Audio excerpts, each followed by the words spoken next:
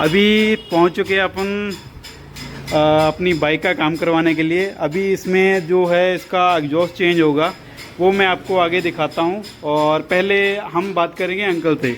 और uncle bike के exhaust जो चेंज करते हैं उसके स्पेशलिस्ट हैं। इनके पास और भी बहुत सारे एग्जॉस्ट पड़े हुए हैं और ये वो भी चेंज करते हैं। बताइए अंकल के कौन कौन से एग्जॉस्ट चेंज करते हैं आप? लड़का बोल सकते हैं।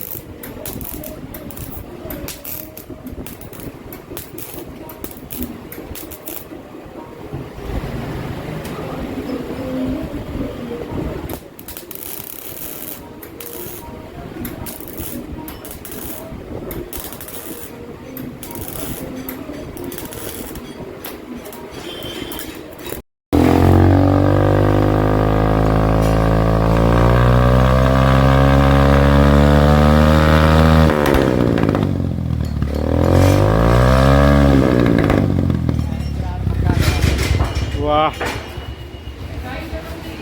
पाजी ने एकदम एक्सीलेंट वर्क किया है। पाजी थैंक यू, पाजी थैंक यू थैंक यू। और अपनी बाइक हो गई पूरी रेडी। अभी आपने सुना और दोबारा फिर से सुना देता हूँ आपको।